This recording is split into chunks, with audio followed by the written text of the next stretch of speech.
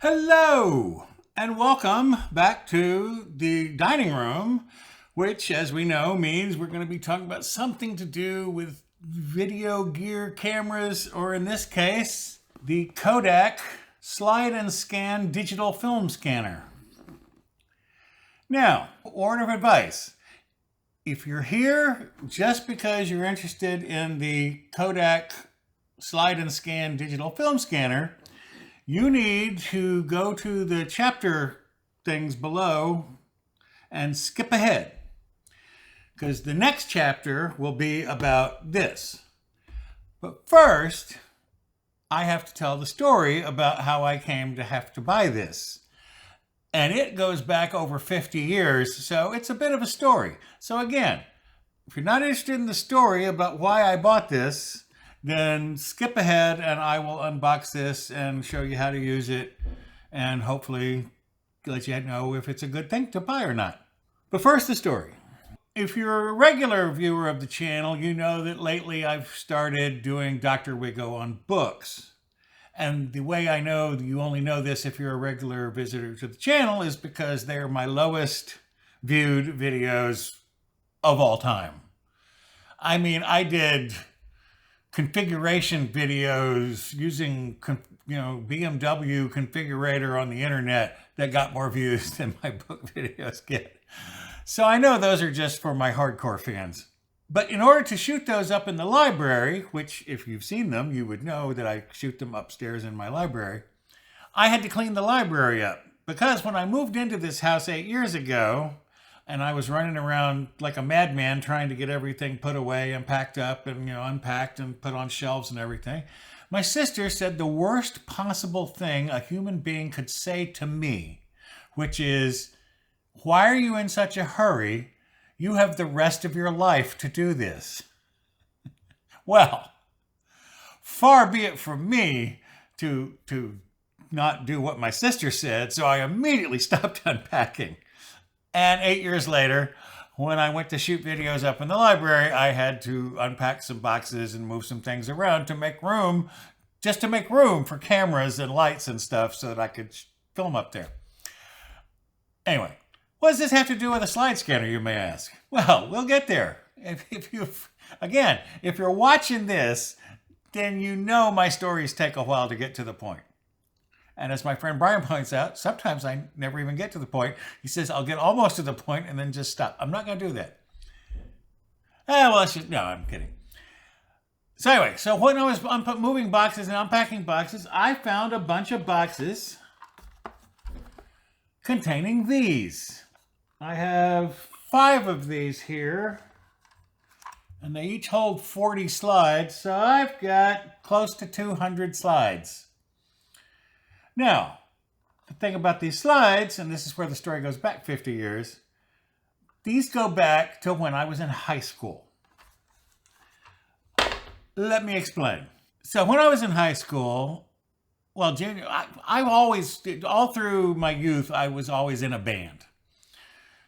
I played keyboards at first, and then later I was a bass player, and then much later I was just a singer, and then I was a bass player. Anyway. But there was a time in high school when my band had broken up and I wasn't putting one back together, so I decided to embark on a new career that involved hanging out at high school dances, which was doing light shows. So I created a little company called Colonel Electric's Kentucky Fried Light.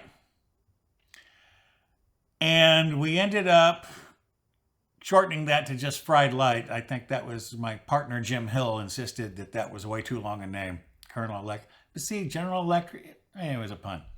So to do a light show, you basically need an overhead projector and some clock crystals and some oil and some dyes, and then you move the smaller clock crystal and a bigger one, and you make the psychedelic things. If you've seen movies from the 60s, you know what I'm talking about. Well, we set up a thing to do that. Well, I decided a cheap way to supplement that would be, because my dad had a slide projector, is that we would run slides. And by the way, these slide trays lock, so you can have a thing of them I could have like all 5 of these trays and they would just go through one at a time until it got all the way through. So you could set it up and leave it for hours. Okay. But now I needed slide. I needed pictures. And my dad had some, and I think they'll be in here. I think there's some stuff he took from like when he, from on aircraft carriers and stuff from a long time ago.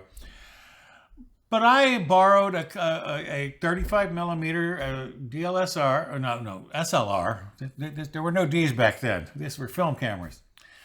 And I went out and shot a bunch of, cool things. And so that made some slides. But, and this is why I really want to digitize these slides.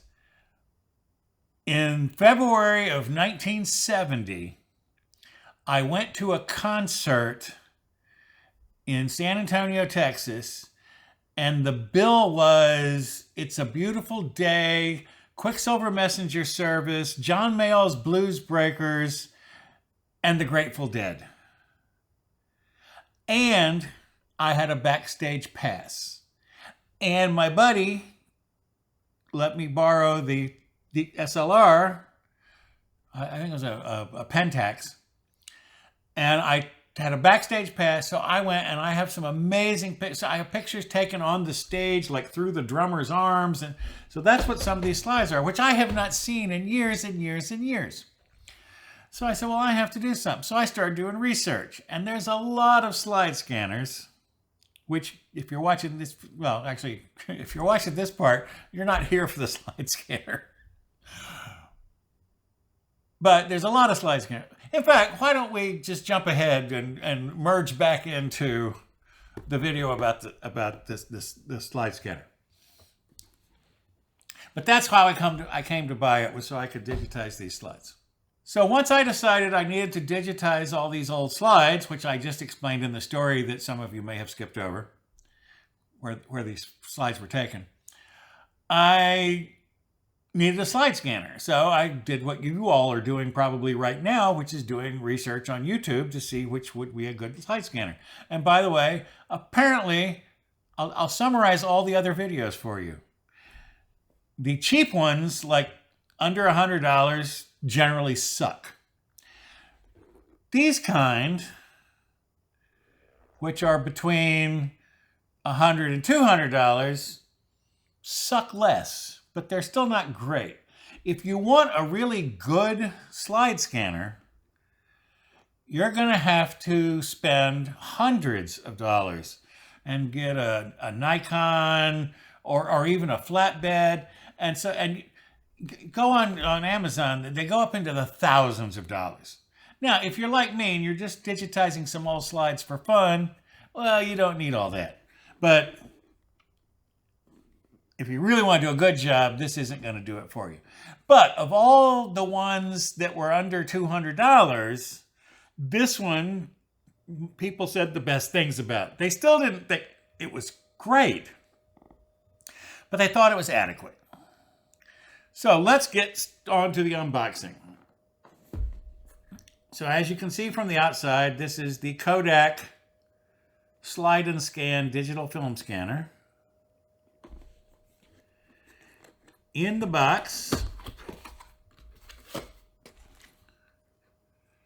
we have a power cable, which looks like USB-C, so it's not completely out of date. We have a mini HDMI, so you can plug this thing into a monitor or a TV, so you don't have to use the little built-in screen. Then you have all the guides for all the little film slides and stuff. And then we have the unit itself, which I will get to momentarily. And the little booklet, which looks thick, but it's actually in several languages, so it's not that thick. And probably not that useful, because these things tend not to be that useful. Well, it's well packaged. I mean, it's not going to get banged around in shipping because it's got nice little bubble wrap. And here it is. Please peel off this mask. Oh, it's wearing a mask. No, it's just the peel. By the way, it's not a touch screen. It has buttons on top. But it's relatively simple. I mean, it's manual. You advance the things through it manually, which I will demonstrate momentarily. And then you have some buttons here to do some stuff, and then you just hit the big button, and it takes the picture. Essentially, this thing takes a photograph of the slide. And by the way, if you look around, there are things where if you have a really good camera, like I'm looking at a really good camera right here. They have things where you can set up so that you can use your camera to take photographs of the slides, which will probably do a better job than this. But that sounded like work. This is like you just set it up and go. Now, one thing it does not come with is an SD card. Now, technically, you don't need one because you can use the USB-C cable to plug it directly into your computer, and you can upload from here as you digitize the slides. You can send them onto the computer. But if you buy an SD card, and I had to go to the store to get one because they're 32 gig max. I don't have an SD card that's below 64 gig, so I had to run over to Target, pick up a 32 gig, $14. Outrageous, by the way, for a 32 gig. It's not even, how fast is it? I don't have my glasses on. Anyway, well, let's see how this works. First, we're going to need to power it, which we can do with the USB. So I brought in the ZV-1 to aim at the screen of this little guy. So when you power it on, it comes up with film type.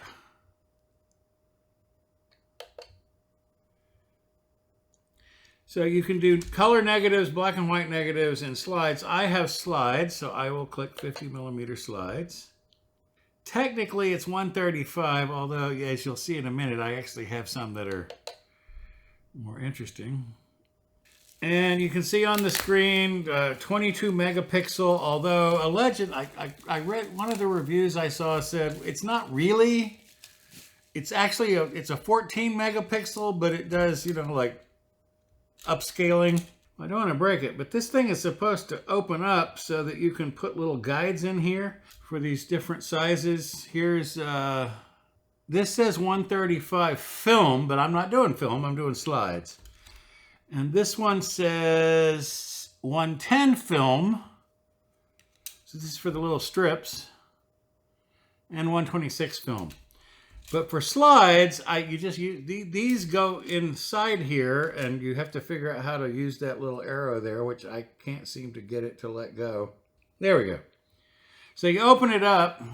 Yeah, and see this says 50 by 50mm slide. So that's what I want. Now you're supposed to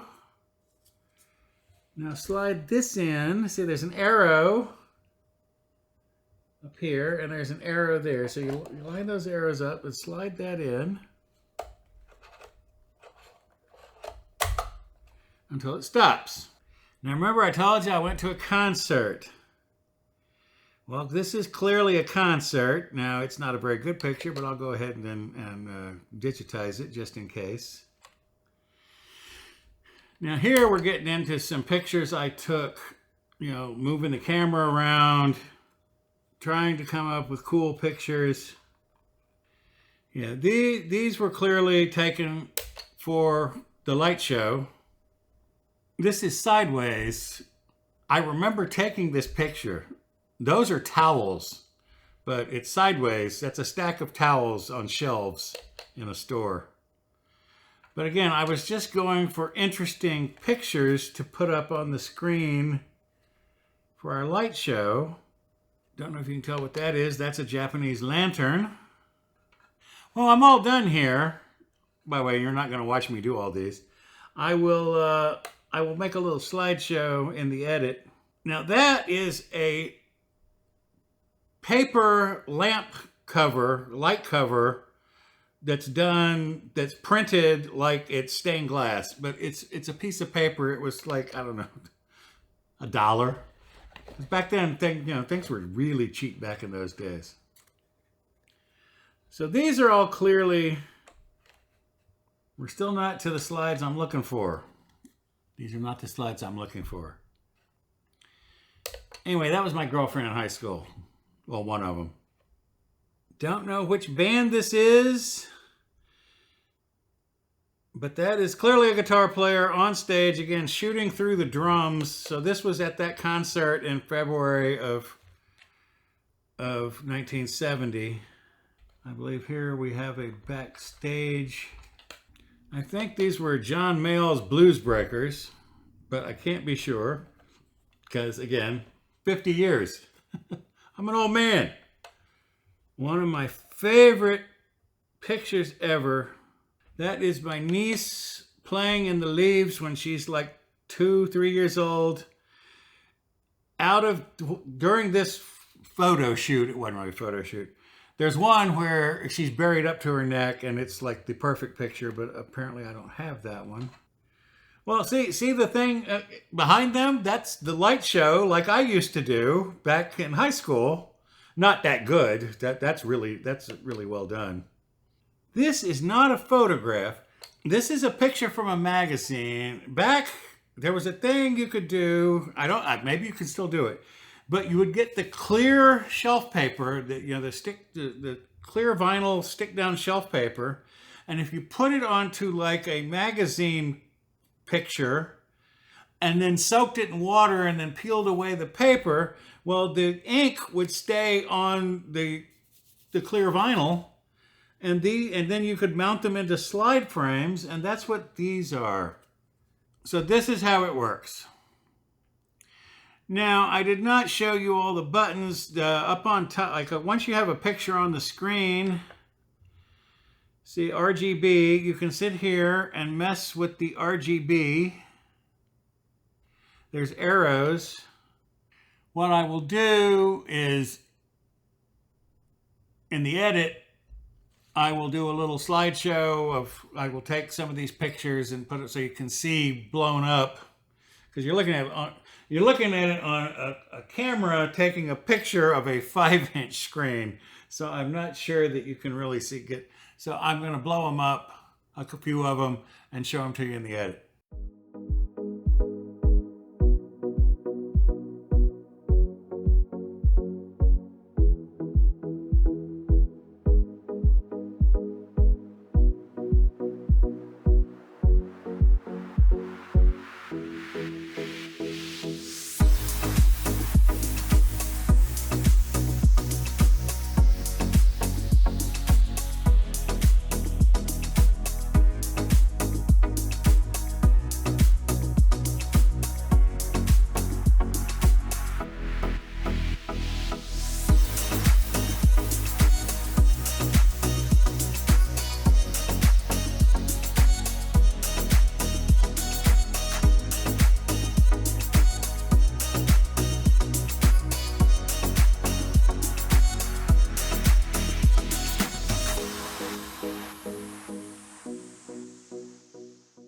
But overall, it was a little pricey. But again, if you watch the reviews, the cheaper ones are a little harder to use. And more importantly, a couple of people mentioned that like the Scanza, which was Kodak's one down before this, would actually scratch film as you put it through. This is not scratching anything. Of course, I'm doing slides. Slides aren't going to get scratched in any case because they're, offset. But if you're shooting film negatives through there, you do not want them to get scratched, especially if they're 50 years old like these slides. You have some limited processing, but of course, if you have a computer, you're just going to put these. You can put these into Photoshop or any of the video editing type things. So it's a perfectly final thing. It's a little pricey. It's getting on near $200. That's not $200. Well, yet, supply chain, inflation. By the time you see this, it might be $200, but right now it's still pretty well below $200, but it's above $150. I am relatively pleased. I'm going to be able to digitize all my slides, which is the reason I bought it in the first place. So that is the Kodak Slide N Scan. Not sure it's worth the money. But again, what are your pictures worth to you? So that picture of my niece within the leaves, that's priceless. So yeah, and there's going to be some more in there. I'm sure I'm going to find of things like that.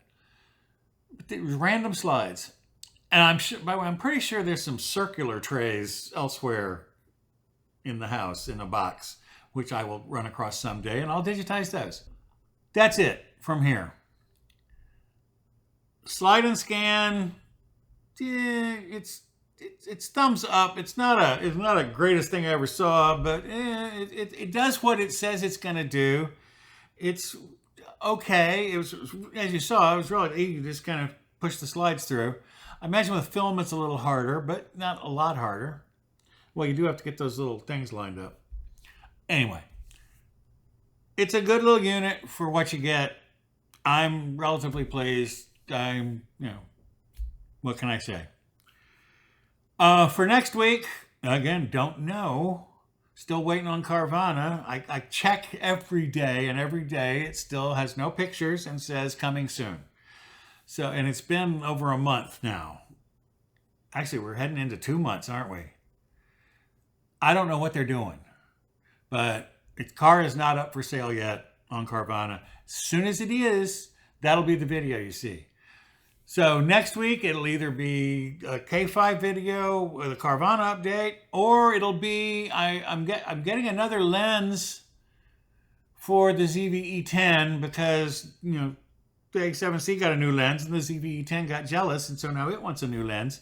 So I bought it a new lens. So that may be the next video. Or it'll be K5 and then that'll be the video after. Tune in and see. It's like a crapshoot. You never know what you're going to... It's like a box of chocolates. You never know what you're going to get. That's it for me. So long, farewell, auf Wiedersehen, goodbye.